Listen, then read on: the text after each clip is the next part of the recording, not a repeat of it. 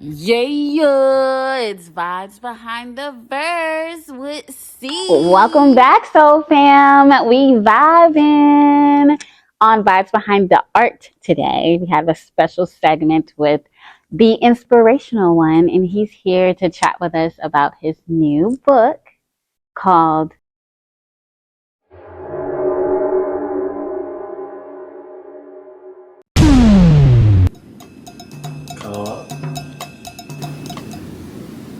Input output. Input output of what? It wasn't just input output. Yes, it was. What was it? I love this page, preparation before a war. What inspired that page was me actually thinking about thinking about the military, and imagine if they went to war without training, So that's what inspired this page right here, and I'm gonna read it, and it says, input, rushing into battle without training, jumping straight into your goals, chasing success, or trying to dominate your field without building a foundation first. That output creates a failure, wasted effort, regret. You might get quick wins or financial success, but without preparation, it's hard to maintain, grow, or sustain it. Most people chase results and skip the groundwork, and that's why so many fail before they can even really start. Everybody wants to be on top, to be the best, to win, but winning in the short term without preparation rarely lasts. Quick victories without a strong base can crumble under pressure. Input, train, plan, and build your foundation first. Master the skills you need, develop discipline, and understand the battle before you step on it.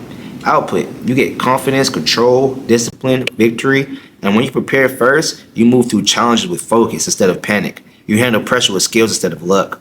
Champions, leaders, and innovators didn't reach the top because they were lucky or rawly talented. They succeeded because they trained, studied, and built their foundation before the battle even came. So preparation is what separates those who achieve greatness from those who stumble at the first real test. The work done before the war is the reason you win when a war comes. And the quote of this page is, we all try to go straight to war, and many fail because they never trained for the battle before it came. And that quote is actually a quote by me, D.I.O, the Inspirational One. Mike? What's going on? This is D.I.O, the Inspirational One. Alrighty, welcome to Vibes Behind the Art.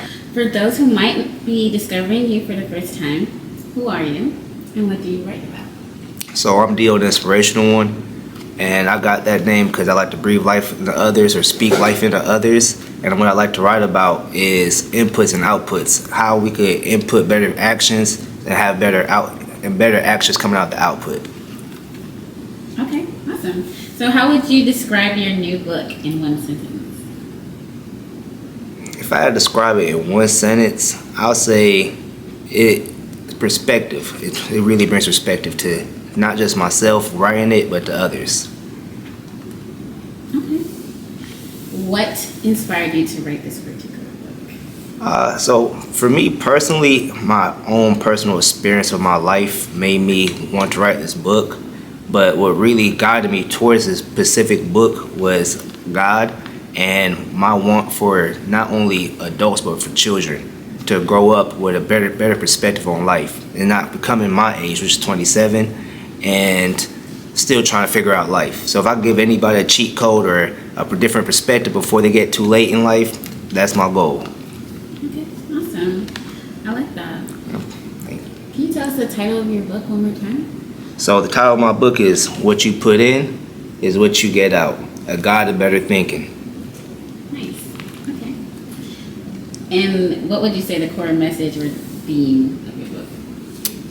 So it's like, what really got me to write an input-output book was math, my math class. So it's like you get 2 times 2 equal 4. Input 2 times 3, you get 6. So that's what my core theme is for every action is an output. So if I'm screaming at you, you might get mad as your output. Okay, I like that. Yeah, thanks. I appreciate you even coming up with this idea to breathe life into others. So that's awesome. What do you hope readers feel after finishing this book? So it all depends on the reader. So in this book, I don't only have about yourself. I have a book about. This book is about other people as well, like helping others, collective mindsets. So I want other people to not only think about themselves, but to think about how when you improve yourself, you can help others, or being your best self helps others improve as well. And be conscious of other people, as in when because we judge. We all judge, no matter if we want to or not.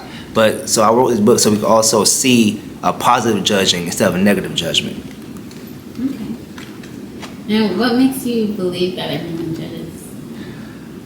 It's a natural thing. Either they say good or bad. You look at someone, you're gonna think they pretty, they cute, or oh, look at their shoes. This is something, like I said, and also from experience. I know I've always felt judged, so that's why I came through with my input on this book is, hey, you don't know what someone's story is. Hey, you don't know what's going on.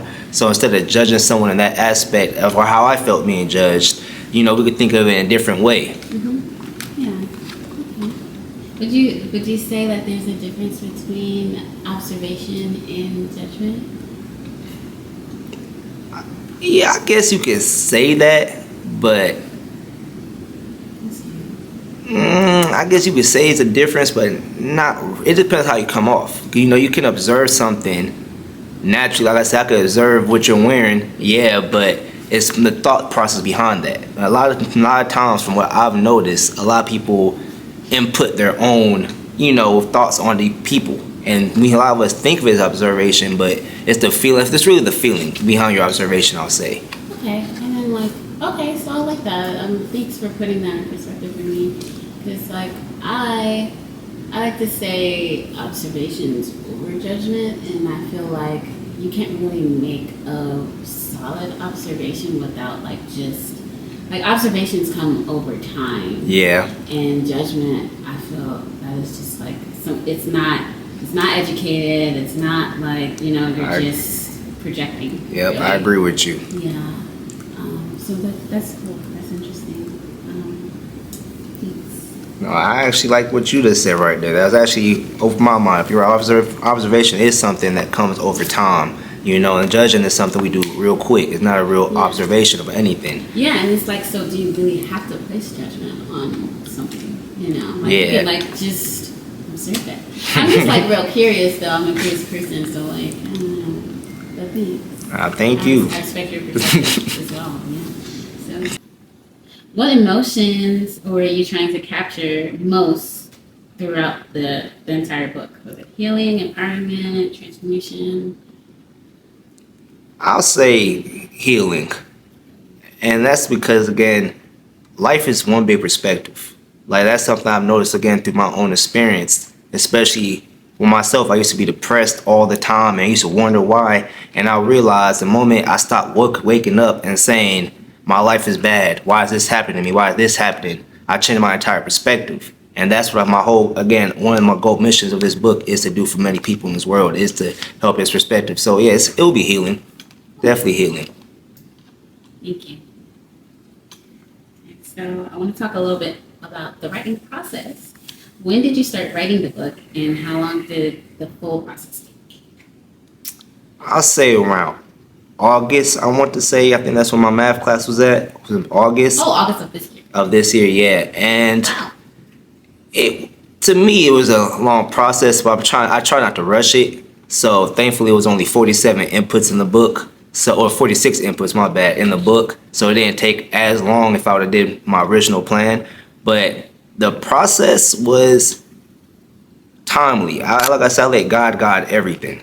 So I took probably 1 month off from that whole time because I know no ideas flowed to my mind, which I'll say I don't think God gave me any idea. So the moment God said it was time again to pick up the notebook, pen, or the notepad and the phone, was time when I started finishing the book. So again, even with my title, again, what you put in, you get out. I didn't just make that up. It just came to me. So that was my process throughout this whole time writing. Did the book change while you were writing it, or did it stay close to your original version? Oh, it definitely changed. It definitely changed. Again, this right here is my author's copy. I just got it. But when I got it, I instantly made more inputs. This is only 77 pages, and the copy that comes out on December the 6th will be 90 pages. Okay. That's cool. What was the hardest part to write? So the hardest part to write is really coming up with inputs a lot of people can relate to outside of just myself. So I'll say that would probably be the most difficult part, was trying. And you know what made me sit a little longer than I wanted to on this book was like, man, is someone going to actually relate to this? Is that too short? Is that too long? Like, what could make this message hit harder to make someone want to actually practice a better behavior? What rituals or habits helped you stay consistent while writing? So actually, that's a good question. So I'll say habits that helped me while writing, which also brought me out of my depression, was actually waking up and getting to it. So I like to wake up, make my bed up, you know, wake up and wake my body up. Because, you know, as you move, that creates energy, you know. Yeah. So then obviously go straight to my Bible. And I'm never was the biggest Bible reader or the church goer, but reading that Bible definitely keeps me grounded. So that's definitely how I start my day off. And again, that gives me my inspiration. And I read some of that Bible and boom, somehow God has come to me and inspired me onto the book. So that's how I like to start my mornings off. Okay. So, how did you stay motivated when you felt stuck? Knowing that it's God's timing, not my timing, and I'm exactly where I need to be at all times of life, whether it's good or bad. So like I said, my faith in God is the reason why I know I'm never really stuck. I'm where He needs me to be so I can learn what I need to learn. Amen to that. What was the easiest or most joyful part to write? I'll say the easiest part was that everybody's a teacher. You know, and I actually do enjoy it, and that was kind of enjoyable to me because, like I said, I learned so much from being here. Like I said, I got this book being input, output from my math teacher, and she didn't even realize she inspired me. And you know, and same thing from me coming out of my behaviors and learning better actions is all from other people. Nothing from myself generally. It's all from other sources. So that's what the best part of this book to me was writing about everybody being a teacher. Awesome. I like that. Yeah, I agree with that. Thank you. So, how would you describe your writing style? Considering that I am a first-time author, I would say I'm learning. My style is still learning. I'm not exactly sure how to describe it yet. This is my first time doing it. Thankfully, we got spell checkers and stuff like that out here because, man, I'm rusty with my commas and periods and everything like that. So, but yeah, I'm still learning, and that's the style I have in this moment. Okay, so was this your first book? My first book, my first interview, my first everything. Hey, So look at that.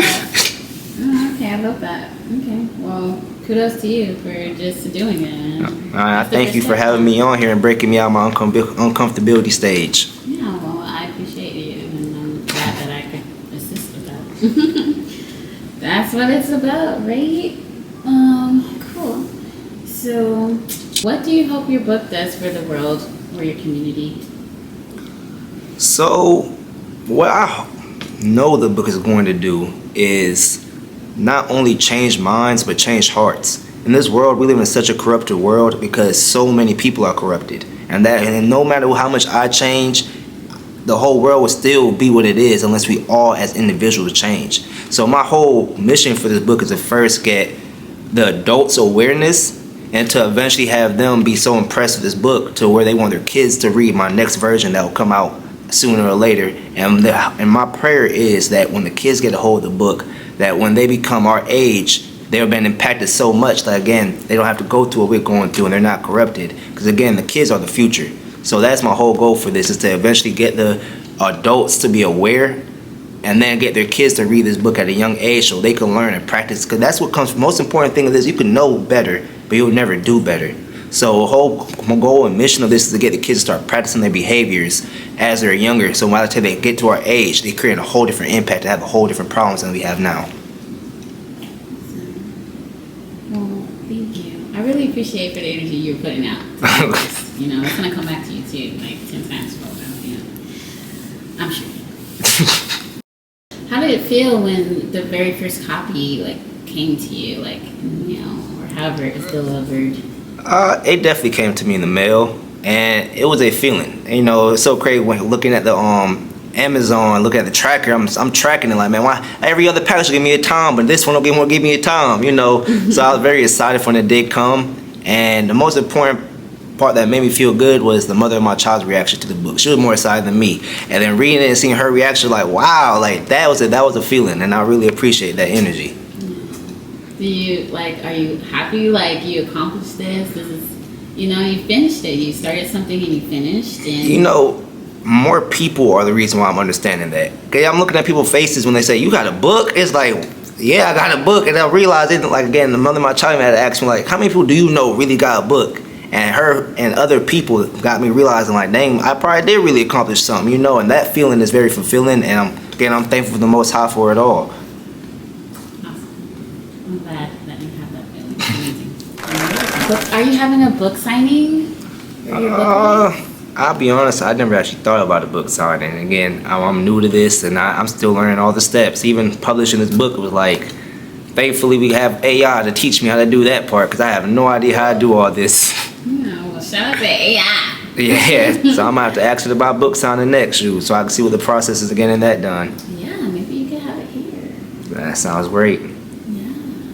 I'm going to be hosting a content day in January, in the second week of January. If you want to do it there too, we can talk about that. Okay, cool. Definitely talk about that. I'm all down for it. Perfect. I love that. Okay, cool. How did writing this book change you as a person? How did it change me as a person? I'll say it made me realize how disciplined you have to be. Because again, as we spoke earlier in this interview, like, dang, you feel how many people actually finish a book, you know, or you actually finish what you started. So it made me realize like you got to really be disciplined. Like I said, I took a whole month off. So, and I could have been done, even though I didn't have the guidance yet. And I'm saying I could have been done, but yeah, it just really made me realize how disciplined and determined you have to be to get something done. And even now the book is out, how much work I still have left. So now that behaviors I was practicing writing the book is what I'm going to be able to use now to market the book. Awesome. Okay. I love that for you. What did you learn about yourself during the process? That I'm blessed. Like I said, I'm gonna be on repeat, but the fact that I know God guided me to this right here is something that could truly impact multiple people outside of my community, but around the world is a big blessing, you know. So I'll say, yeah, I learned that how I'm truly blessed. I'm blessed from my mind, my thoughts, and what my mission in this world is. Yes, you are. I love that. Reflect that. Thank I love you. that. Okay. Yeah, this is great. I'm so happy for you. I appreciate your energy. You making me feel happy, shoot. Yeah, I appreciate your energy too. This is amazing. This is gonna do a lot of things for the universe. I'm very thankful. So if you could go back to the moment you started writing, what advice would you give yourself? If I go back to the moment I started writing, it's probably slow down a little bit more, you know, because I do feel like, well, I know everything's on God's timing and this book is the way it's supposed to be, but I feel like there's some other things I could have done better in the book, like probably, I'll say deeper inputs. Probably, you know, I feel like I could have done that, but again, at the same time, I just wanted to really get the message out, because I realized, like I said, when you just sitting so long, nothing ever gets done.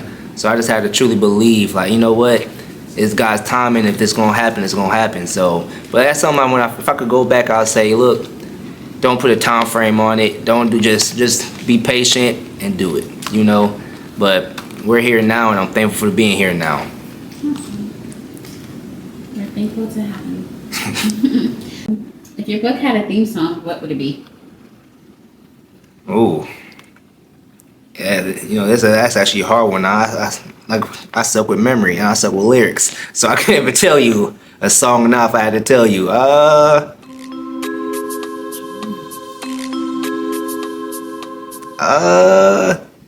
Yeah, I don't know music. That's the crazy thing. I go to a music school and don't know music. Oh, okay. I got to, I'm a real person that listen to, what's the word? Where it's just like, just the beat. That's the type of music I really listen to. I'm not using the exact word right now, but that's the type of music that makes me feel more inspired than just when I just hear the sound of beats and instruments. Okay, cool. Binaural beats. It's a specific word. It's just slipping my mind right now. No worries, okay. So which line or quote from the book is your favorite and why? I'm forgetting the quote. So I actually have one quote in here from Einstein, and he says, "He's not better than anyone. He just stayed on things longer than anybody." And that really spoke to me because that for my chapter is quitting versus not quitting. I'm forgetting the name. I said my memory is full, but that spoke to me because it just shows one of the smartest people of history. We all in this room know who he is, and he's saying, "I'm not smarter or better than anybody." And the fact is, I just sit with a problem longer than anybody, and that inspires me a lot to say, "Dang, if I sit here and train and practice every day, I could be just as great as him." So that's what really, and not just myself, but all of us around here could be just as great as him. And that was really inspiring me and my favorite line in this book. And I hope and pray other folks feel that way because us humans have so much unlimited potential that get wasted on so much stuff. Awesome. So what's next? Do you see a sequel or follow-up book coming? So I definitely do. Again, I do remember mentioning earlier is my whole mission for this book right here is to really get the adults to be aware of not only themselves but of inputs and outputs. So when I create my kid version, they could be quick and honored to want to get their kids this book. Okay, so we're gonna do a fast five. One word that describes you.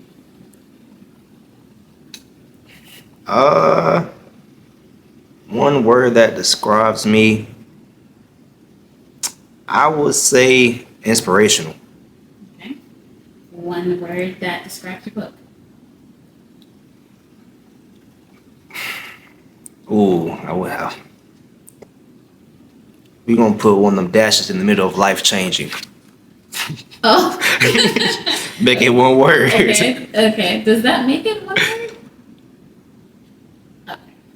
No.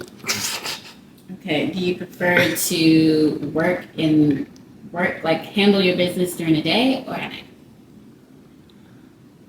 So the day, like I said, I like to wake up and get straight to, like I said, my routine, wake my body up, my energy up. So my carries on throughout my whole day. So at nighttime, I would like to prepare myself for my beginning of the new day. So I say throughout the day. Okay. What's your favorite book? My favorite book. 48 Laws of Power. Awesome. And if you had any advice to give to anyone, what would it be? The advice I give to anybody is that never give up. You're not alone. We all feel a way. And the most important thing to always remember is our feelings come like seasons. Just like how the weather go and changes, our feelings do the same thing. So no matter how bad your feeling is, keep pushing through. Because if, like I said earlier, if you could push through your worst feelings on your worst day, any day after that is easy. Well, thank you so much. And tell us again where we can find you at on social media and the release of your book today. So first I want to say again, thank everyone here, the setup crew, the sound, and you specifically interviewing me and inviting me here today. You guys can find me at D.A_inspirational one, spelled out 1. And my book is released on December 6th, 2025. Thank you so much.